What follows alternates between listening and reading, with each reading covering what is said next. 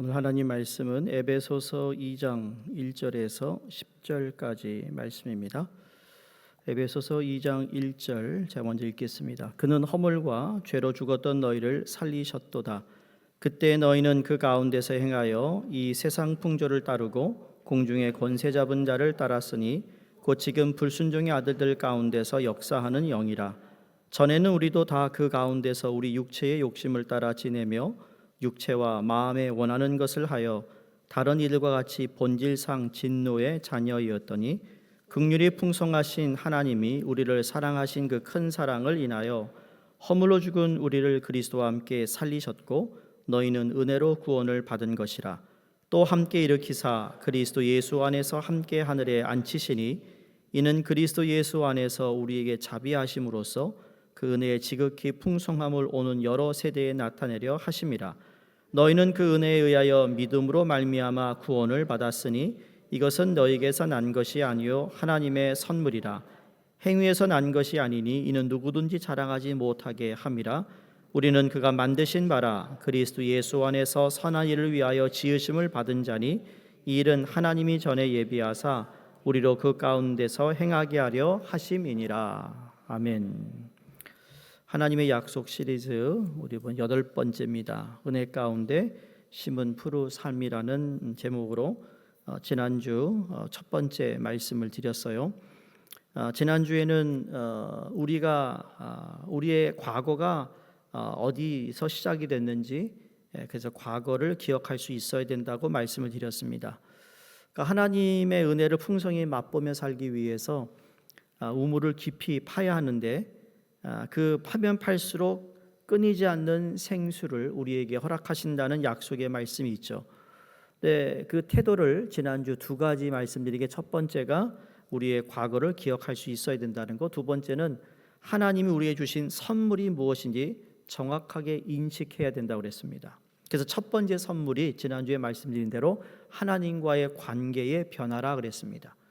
그래서 1절에서 4절까지는 우리 과거가 어떤 모습이었는가, 우리 말씀을 보시면 알다시피 우리는 세상 풍조를 따르고 공중의 권세 잡은 자를 따랐던 삶인데, 이제 우리가 하나님을 만남을 통해 관계의 변화가 이루어졌어요. 그러니까 진노의 대상에서 하나님의 자녀가 되었다라는 거죠.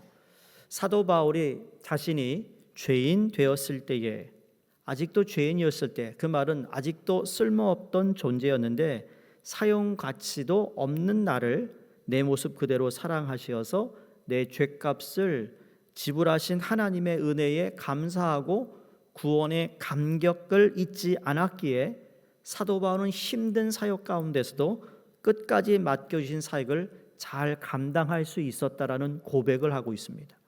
중요한 건 내가 하나님께서 나에게 주신 은혜에 대한 감사가 메마르고 구원에 대한 감격이 메마르면 우리는 자동적으로 은혜가 떨어질 수밖에 없어요. 자동차를 운전할 때 가솔린이든 전기차든 이게 풀리 충전이 돼야 되는데 충전되지 않은 상태에서 계속 달리면 이게 자동차가 움직일 수 없는 것이죠. 그러니까 많은 경우 우리가 은혜가 떨어졌다 그러면은 뭔가 희한한 걸 어떤 다른 방법으로 내가 충전을 받으려고 생각합니다. 근데 성경에서는 사도 바울은 그걸 은혜에 대한 감사와 구원에 대한 감격, 이 두 가지를 강조하고 있다라는 것을 우리가 깨달아야 되고 기억해야 된다는 겁니다. 그러니까 우리에게 주신 이 놀라운 은혜와 구원에 대한 감사와 고백이 사도 바울의 고백인데, 그러면서 하나님과의 관계의 변화도 있지만 우리에게 주신 선물이 두 번째는 약속된 미래라는 선물이 있습니다. 하나님과의 관계가 회복되어서 변화된 내 존재가 되었으면 이제 우리가 이 땅에 살지만 이 땅을 보고 사는 것이 아니라 앞으로 다가올 그 미래를 준비하며 살아간다는 거예요. 그래서 장차 누릴 영광스러운 미래라는 건 천국 가는 표를 받았다는 것을 기억해야 된다는 거죠. 그래서 오늘 6절의 말씀 보시면 현재 초점을 맞추고 있다가 7절로 넘어가면서 초점이 미래로 스위치되고 있어요. 변화됩니다. 그래서 오는 여러 세대에 나타나려 함이라라는 말은 장차 오게 될 영원한 세계적 천국을 의미하고 있습니다. 제가 이제 기회가 되면 에베소서 강해 설교를 하면 솔직히 이제 1절에 10절 말씀 이렇게 뭉툭해서 말씀을 전하지 않습니다만 지금 기도 중이에요. 주일날 내가 어떤 강해 설교를 해야 되며 그런 지금 소리가 어떻게 보면 워밍업은 아니고요. 말씀이 무슨 워밍업이 있겠어요? 그런 거 아닌데 마음에 이렇게 확신이 들어야 저도 설교하니까요. 기도하면 사도행전을 해야 할까, 에베소를 할까, 로마서를 할까, 창세기를 할까. 창세기 강해서를 제가 5년 했거든요. 수요일 날 준비되시면 목사님 창세기 한번 합시다 그러면 제가 할게요. 5년 걸렸어요. 5년 50장 하는데 이미 5년 된 것 같은데 말이죠. 지난주 일날 얘기를 못 드렸어요. 지난주 어버이 주일이 제가 정확하게 1년 전에 와서 설교한 주일이에요. 깜빡했어요. 설교 이게 말씀 전하느라고. 그래서 야 정말 시간이 빠르다. 정확하게 어버이 주일날 와가지고 보니까 광고에 다음 주에 라중성 집사님이 전교인 아사도를 한다고 그래가지고요. 왜 나를 이날 불렀냐고 그 다음 주 불러야지. 그러고 갔던 기억이 나는데 참 시간이 빠르다는 생각이 들어요. 지금 누리고 있는 은혜로 여러분 포장된 많은 것들과 비교할 수 없는 더 귀한 선물을 하나님이 미래에 준비하고 계신다는 표현으로 지극히 풍성함이라고 말씀을 합니다. 그러니까 그 무엇과도 비교할 수 없는 풍성한 그 은혜다. 영어 성경 보면 incomparable riches in His grace라고 되어 있어요. 그 무엇과도 비교할 수 없는 incomparable, 뭐와도 비교할 수 없는 그 하나님의 은혜가 너무너무 풍성하다는 거예요. 이때까지 받았던 그 은혜와 세상에 줄 수 없는 은혜와는 비교할 수 없는 그러한 은혜를 하나님께서 우리를 위해 준비해 놓으셨어요. 여러분 우리가 하나님의 은혜를 받고 사는 것도 대단한 은혜인데 하나님이 장차 나에게 주실 은혜는요 이 세상 그 어느 것과도 바꿀 수 없는 은혜라는 거예요. 이게 우리가 천국, 우리가 앞을 내다보고 표대를 향하여 나아가야 하는 이유 중에 하나예요. 이 세상에 아무리 금은 보화를 줘도 하나님이 우리를 위해 준비해 놓으신 그것과 비교할 수 없다라는 겁니다. 마음이 설레지 않습니까? 야, 그게 뭘까? 예? 다 사랑, 연애해서 결혼하신 분들, 야, 그 사람 만나러 가면 막 가슴이 툭툭거리잖아요. 그런 마음 다 식으셨어요? 왜 이렇게 저를 그런 눈으로 보세요? 예? 오늘도 데이트하러 나간다. 오늘도 배우자와 맛있는 걸 먹으러 나간다. 설레는 마음이 있어야 되지 않겠어요? 아멘. 진심입니다. 아니 뭐 이왕 사는 건 말이죠. 재밌게 살아야지. 떡볶이를 먹어도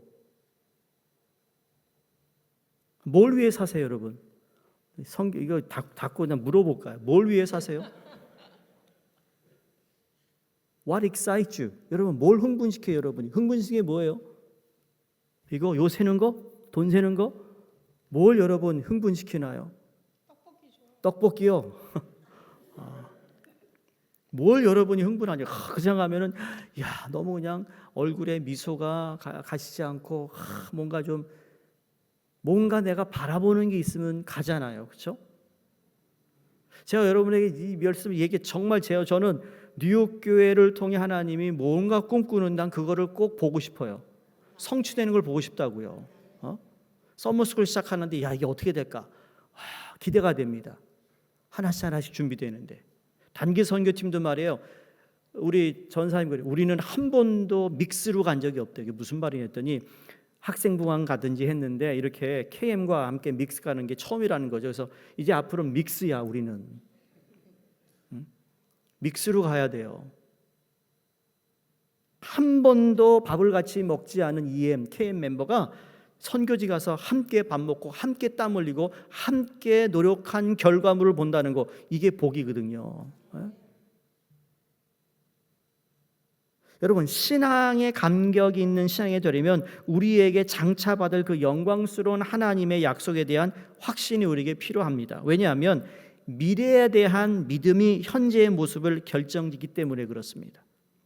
미래에 누릴 영광의 확신이 있으면 지금 내 삶에 찾아오는 일들 가운데 받은 은혜마저도 메마르게 하는 그 고난의 순간들이 찾아오는데 그 고난을 이길 수 있는 능력을 우리가 공급받게 되기 때문에 그래요. 로마서 8장 18절에 생각하건대 현재의 고난은 장차 우리에게 나타날 영광과 비교할 수 없다 그랬습니다. 지금 힘들고 어려운데 앞으로 내가 하나님의 영광에 참여하는 걸 생각하면 야, 이거는 그냥 껌값이야 라는 거예요. 그러니까 어려운 시기임에도 불구하고 약속을 믿고 은혜 가운데 살았던 수많은 사람들의 이야기들이 있습니다. 그 중에 베러니스 캐롤라인 칵스라는 분이 있습니다. 이분은 간호사였고 과학자였고 영국의 하원의 대변이었던 분입니다. 이분은 세상에 버림을 받은 많은 사람들, 그래서 전쟁과 여러 가지 어려움 가운데 소외당한 사람들을 정성을 다해 도와주고 사랑을 베푸는 일을 위해 자신의 삶을 투자했던 사람입니다. 그런데 이분이 수단 정부에 이 담카족을 학살하기 위해 군인을 보내고 그 담카족을 참살당한 그 자리에 이 영국의 유엔 대표로 그 현장을 가게 되고 현장에 갔던 이야기를 이렇게 간증합니다. 그곳에 도착하니까 100여 명이 넘는 남자들의 시체가 그 작은 블록 속에 이것저것의 악취를 내고 있었다고 합니다. 그나마 살아있는 몇 명 여인들은 강간을 당했고 상처투성이었대요. 솔직히 일어설 수도 없는 그러한 상황이었는데 보세요. 남편은 죽고 아이들은 노예로 잡혀가고 가정은 풍비박산이 되고 자신들은 겁탈을 당해서 이제는 소망이 없는 그 순간에 모두 지쳐있는 여인들 가운데 몇 명 여인들이 일어나 땅에 흩어진 나뭇가지를 몇몇을 줍더니 십자가의 모습을 만들고 땅에다가 박기를 시작하더라는 겁니다.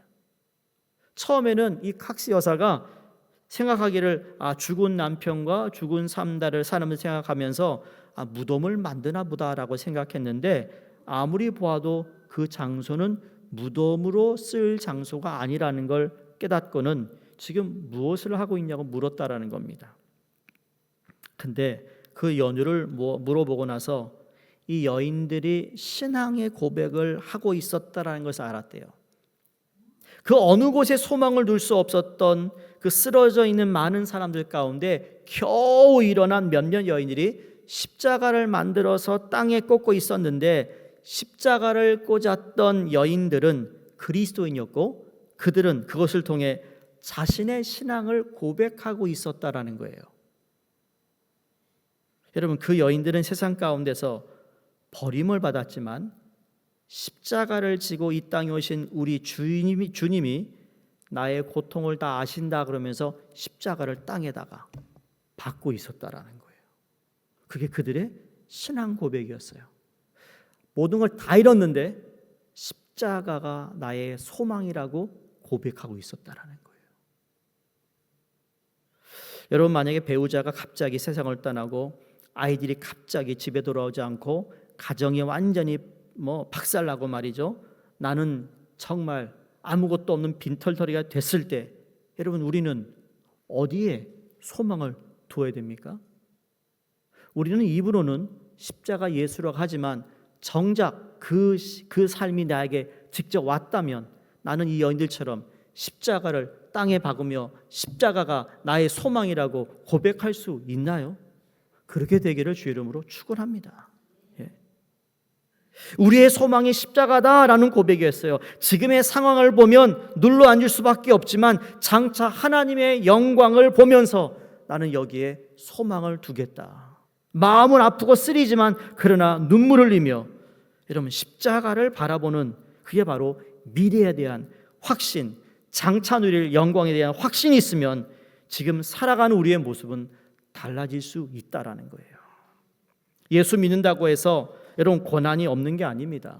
어려움이 찾아오지 않는다 보장하지 않습니다. 그러나 그 순간에도 가장 좋은 것, 아직 오지는 않았지만 앞으로 하나님이 약속하신 그 좋은 것을 그리스도 안에서 기대하며 감사할 수 있다면 여러분 우리 삶 속에 이미 받은 은혜가 메마르지 않는 삶을 살 수 있으리라고 믿습니다.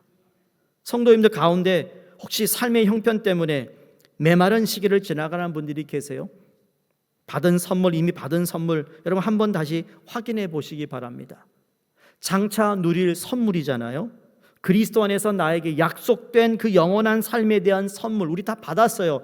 이 세상의 그 무엇과도 비교할 수 없는 선물, 하나님이 준비하신 그 은혜로운 순간의 선물들을 여러분 내 가슴 속에 확인하고 우리 삶 속에 감사의 찬양이 일어나 다시 내 영을 살리고 메말랐던 내 마음이 하나님의 은혜로 채워지는 은혜가 있기를 주의 이름으로 축복합니다. 자, 세 번째 마지막 태도는 뭔가 하면 첫 번째는 뭐라고요? 우리의 과거를 기억하고 두 번째는 뭐예요? 벌써 까먹으셨죠? 두 번째로는 우리에게 주신 선물이 무엇인지 정확하게 인식해야 된다고 그랬어요. 세 번째는 마지막으로 하나님의 은혜 속에 깊이 뿌리내리는 삶을 누리기 위해 우리는 은혜가 고이지 않고 흐르게 해야 됩니다.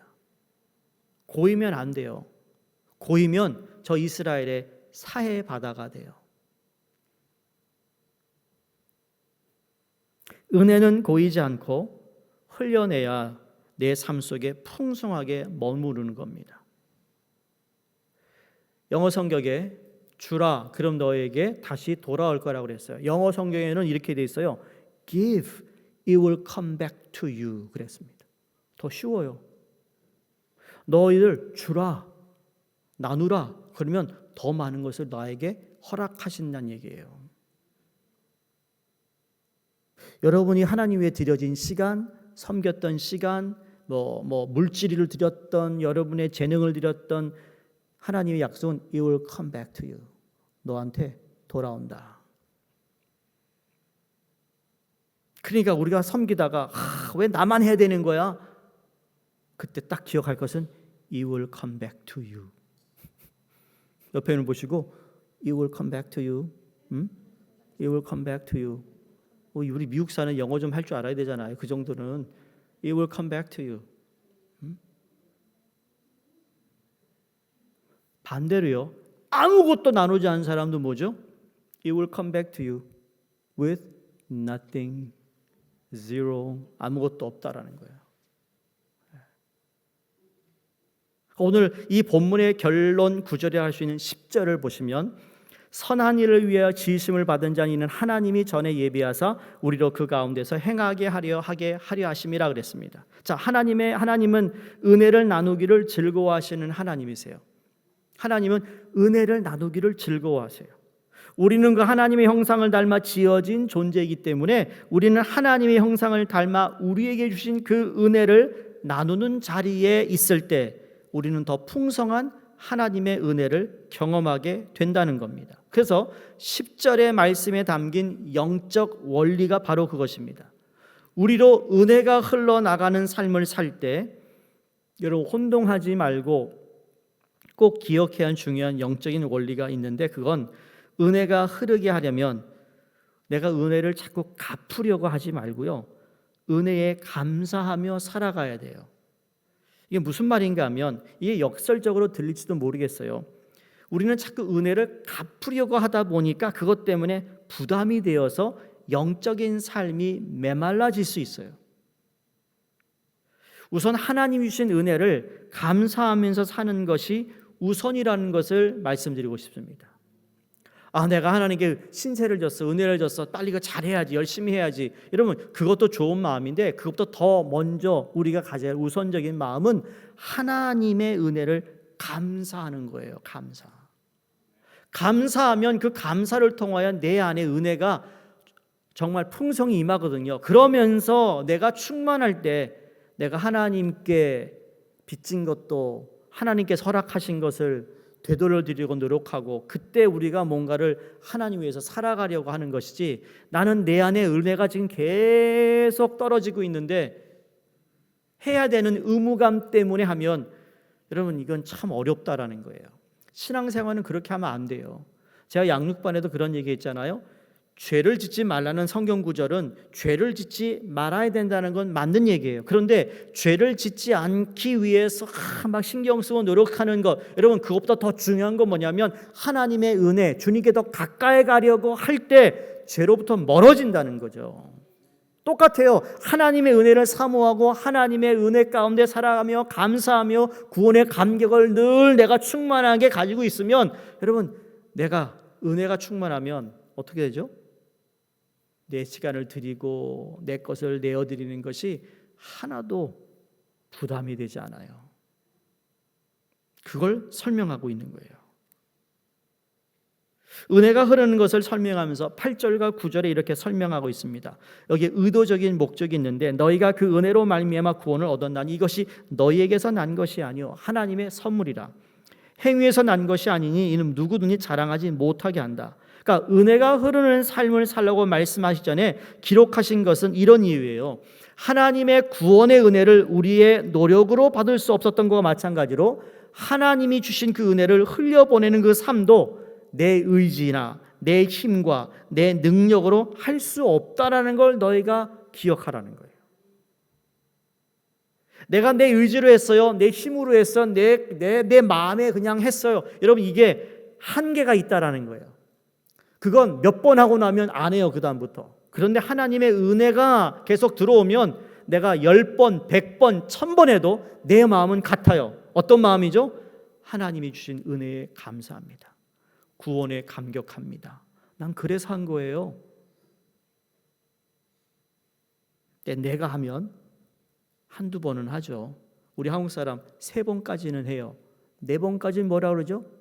왜 나만 하는 거야? 그때 나와요.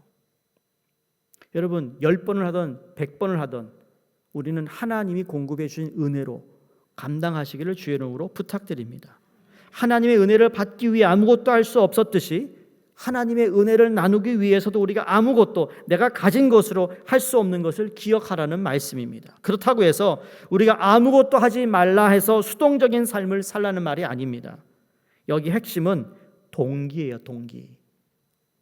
무엇이 우리를 모티베이트 하느냐? 동기가 의무감이냐 죄책감이 아니라 우리의 은혜를 흘려보내는 동기가 여러분 감사함이 되어야 한다는 거예요. 왜 이렇게 열심히 해요? 주신 은혜가 너무 감사해요. 거기에는 토를 다룰 수가 없어요. 그런 사람에게 그만하세요 그러나요? 아니요. 그렇게 얘기하는 사람이 이상한 사람이에요. 사도 바울이 주의 일을 하면서 탈진을 하지 않을 수 있었던 것, 소위 영어로 burnout이잖아요.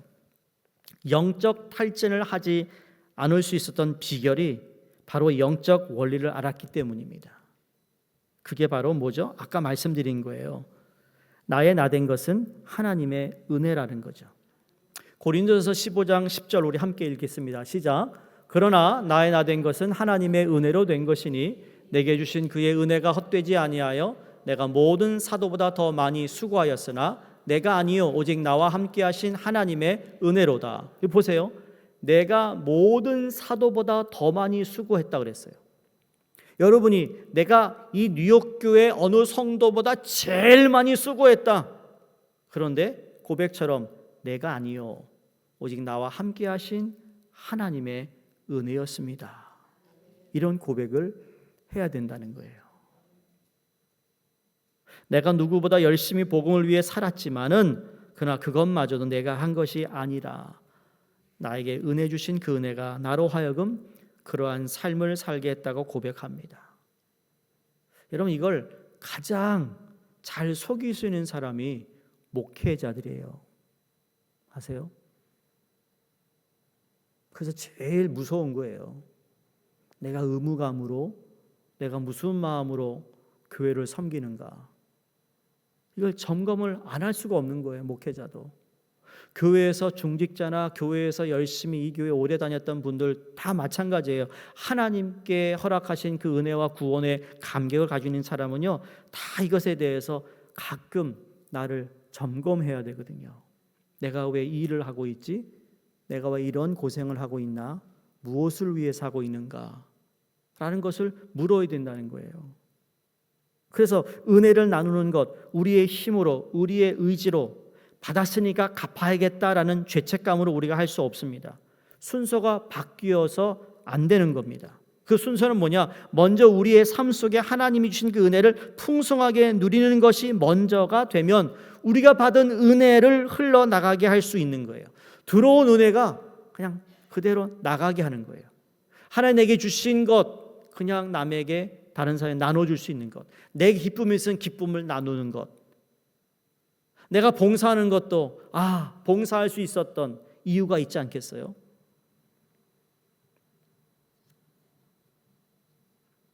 미국의 유명한 소설가가 25년 전 예수님을 만나서 알코올 중독자였는데 예수를 만나고 그 알코올을 끊게 되는 계기가 되었습니다. 이분이 두 가지 가장 좋아하는 기도 제목이 있었대요.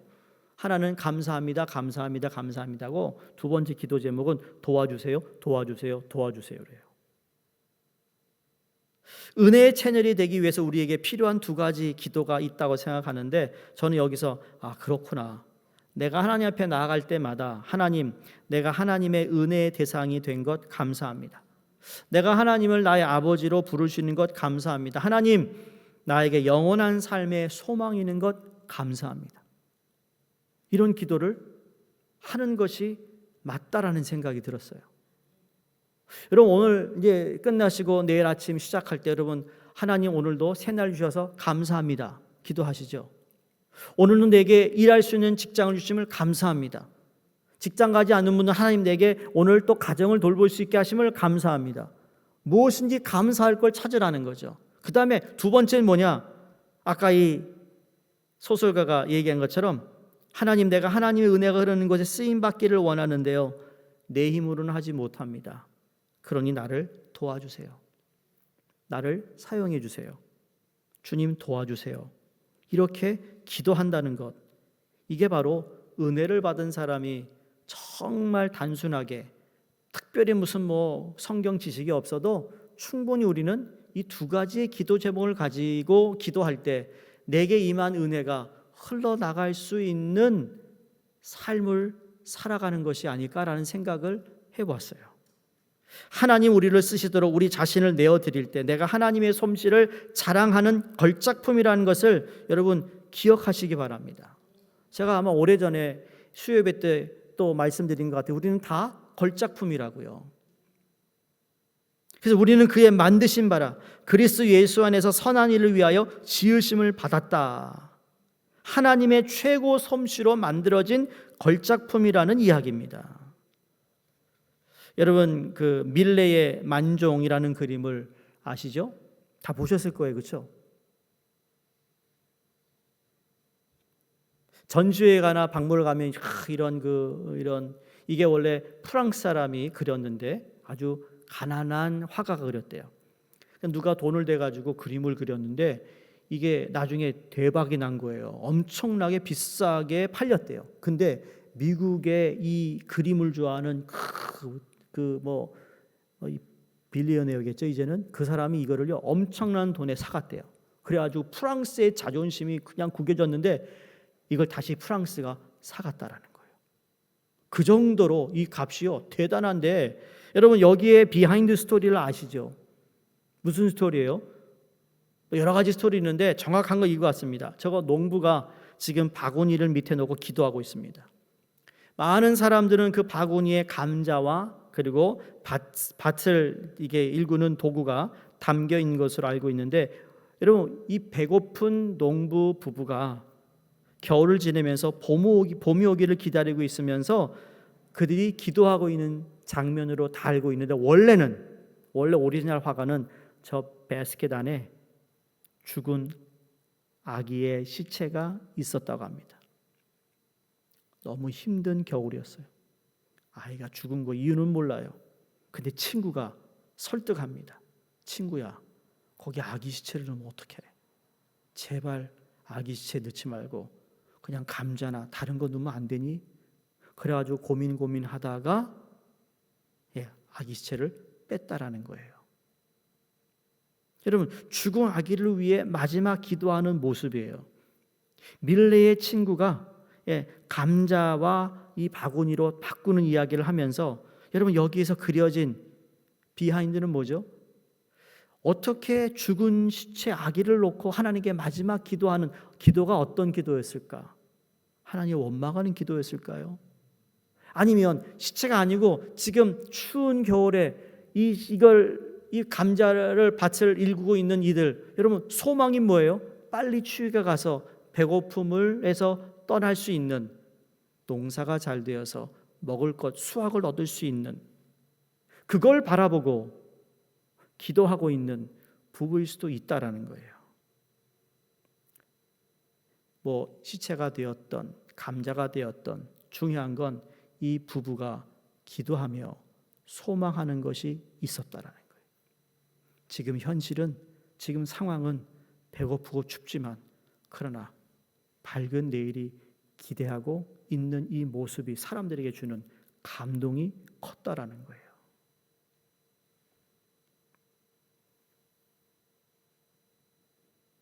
사실 그리스도인으로 살면서 나 역시 하나님의 걸작품이라고 느껴지는 순간보다는 걸작품이 이것밖에 되지 않나 라는 의문이 우리한테 들어올 때가 더 많았을 것입니다.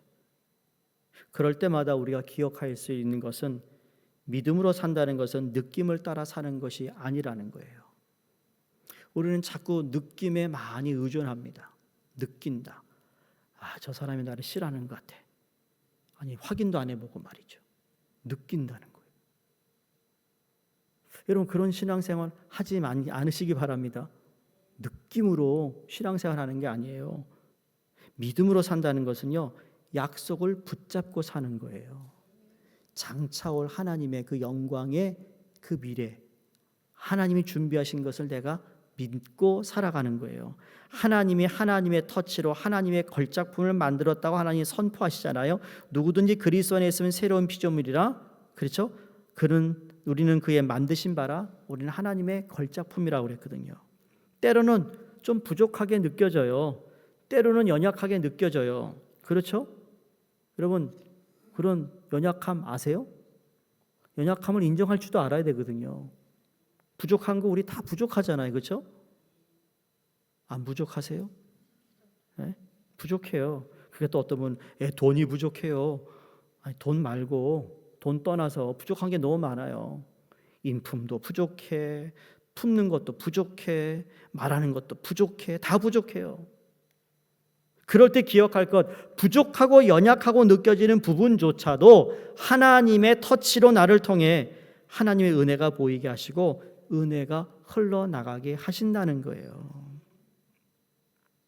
자기 자신을 과소평가하지 않았으면 좋겠습니다. 왜냐하면 나는 작을지 모르지만 내 인생을 붙잡고 있는 하나님은 크신 하나님이기 때문에.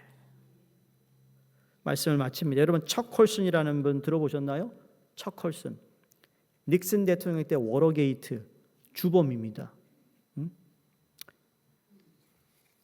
이분이 그 워터게이트로 인하여서 감옥에 갑니다. 아주 닉슨 바로 오른팔이었는데 갑자기 하루아침에 연방 감옥에 들어갑니다. 감옥에 들어가서 이분이 예수를 만나요. 그리고 이분이 감옥에서 출소한 후에는 프리즌 펠로십이라는 비영리 단체를 창설합니다. 그러면서 창살 안에 있던 사람이 창살 바깥에서 감옥에 있는 사람들에게 복음을 전하고 성경책을 넣어주는 일을 합니다. 예수를 만나고 예수를 영접하고 감옥에 출소한 지 얼마 되지 않아 감옥 선교회를 시작하고 난 후에 인도네시아를 방문하게 됐대요. 인도네시아를 방문하고 돌아왔는데 집에 와 보니까 한 통의 편지가 그를 기다리고 있었습니다. 편지를 뜯어서 그 내용을 보니까 알지 못하는 사람이 자신을 밝히면서 이런 글을 썼습니다. 척 콜슨 씨, 당신을 몰랐겠지만 나는 공항 이민국에서 줄을 서서 기다리고 있는 당신을 2시간 지켜보았습니다. 무척 무덥고 습하고 무례한 이민 직원들과 관계하면서 그 자리에 서 있는 당신의 모습에 눈을 띄울 수 없어서 2시간 당신을 지켜보고 있었습니다. 그러고 나는 그 이후에 예수 그리스도를 믿기로 결정했습니다. 그럼 설명이 이런 겁니다. 많은 사람들 가운데 당신이 서 있었지만 당신의 모습을 통해서 볼 수 있었던 다른 사람들이 없는 평안함, 다른 사람들이 없는 기쁨을 나는 보았기 때문에 나도 그 기쁨, 나도 그 평안함 누리기를 위해서 과연 무엇이 당신의 삶을 그렇게 만들었는가, 제가 당신의 뒷조사를 했습니다. 변호사라니까. 당신이 썼던 Born Again이라는 책을 읽게 되면서 당신을 만났던 그 하나님, 당신의 인생을 바꾸어 놓은 하나님의 은혜가 당신으로 하여금 그러한 축복을 누리겠다는 것을 깨달아서 나도 그 축복, 그 은혜를 맛보기 위해 예수 그리스도를 따르기로 했습니다. 대단한 사람이 이 사람도요. 보면서 찔렸어요. 외국에 나갔다가 JFK 딱 들어오면 참 미국 말에 이렇게 늦은 거야. 왜 짐이 안 나오는 거야? 제가 이제 글로벌 엔트리라 빨리 나오는데요. 짐이 안 나오네요. 짐이 1시간 기다려야 짐이 나니까 빨리 나와도 무슨 소용이 있어 할 정도로 이걸 보면서 그때 내가 좀 밝게 웃고 좀 미소를 짓고 있었으면 어떠했을까? 목사인 나도 내 짐 안 나온다고 얼굴을 찡그리고 있었는데 이거 참 부끄럽더라고요. 인도네시아인 한 변호사가 척 콜슨에게 보냈던 편지인데, 여러분 이것이 바로 하나님의 은혜가 흘러나가는 모습이 아니겠어요? 내가 뭔가 해서가 아니에요. 내 삶 자체에서 은혜가 흘러나오는 거예요. 얼굴을 보니까 지난 3일 동안 어떻게 지내셨는가? 어떻게 지내셨어요? 죽지 못해 살았어요. 그러세요? 아니면 힘들었어요. 힘들었지만 하나님의 은혜로 오늘 여기까지 왔습니다. 라는 고백이 우리에게 있기를 바라고요. 더 나아가 하나님의 은혜가 흘러나가는 삶은 먼저 내 속에 하나님의 은혜가 채워져야 된다는 거예요. 그 하나님의 은혜가 나를 하나님의 걸작품으로 하나님이 온전하게 빚으신 후에 우리의 모습을 통해서 나가게 될 것이라는 거예요. 우리 황 집사님 심장 수술을 하신 분이고, 어떻게 보면 제가 그 얘기 듣고 참 저런데 찬양을 또 아주 멋있게 부르시는데 저 힘이 어디서 날까? 하나님의 은혜가 우리 집사님에게 이미 임했고 지금도 임하고 있고 앞으로도 하나님께서 충만케 해주시기를 바랍니다. 우리 김재영 권사님 갑자기 아르헨티나 가셔가지고 비행기에서 혈압이 올라가지고 그냥 큰일 날 뻔했는데 이것도 하나님의 은혜로 원래 반주하는 거 힘드신 거거든요. 그런데 그런 가운데서 하나님의 은혜, 물론 어떤 질병이 있어서 하나님의 은혜도 있지만 우리 평범하게 살아가는 우리 너무 그 은혜를 당연하게 여기지 않았는가? 그래서 어떠한 모습의 삶이라도 우리는 다 똑같은 말을 할 수 있어야 돼요. 하나님 주신 은혜에 감사하고 나를 구원해 주신 그 구원에 나는 늘 감격하며 삽니다. 이 두 가지만 잘해도요, 사단이 공격하다가도 못해요. 왜? 튕겨나가요. 걔네들이 하면 띵 튀어나갑니다. 그게 하나님의 은혜고 하나님의 힘이고 하나님이 우리에게 허락하신 메마르지 않는 푸른 삶을 이어가는 하나님의 방법이라는 것을 기억하시며, 오늘도 하나님의 은혜입니다. 은혜 아니면 살아갈 수 없습니다. 그러한 모습으로, 그러한 고백으로 살아가시기를 주의 이름으로 축원드립니다. 기도하겠습니다. 하나님, 천국에서 내가 하나님의 모습 때문에 다른 사람들에게서 볼 수 없었던 그 평안함과 즐거움과 은혜라는 것 때문에 나도 예수를 믿기로 작정했습니다 라는 사람들을 하나님 나라에서 우리도 만날 수 있도록 인도해 주시길 원합니다.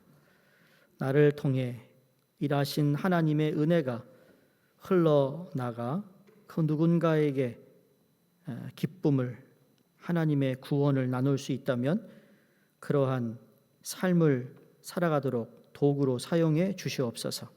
우리 모두에게 은혜의 감사와 구원의 감격을 잃지 않게 하시고 하나님의 은혜가 나를 통해 흘러나가는 아름다운 삶으로 우리를 사용해 주시옵소서. 예수님 이름으로 기도드리옵나이다. 아멘.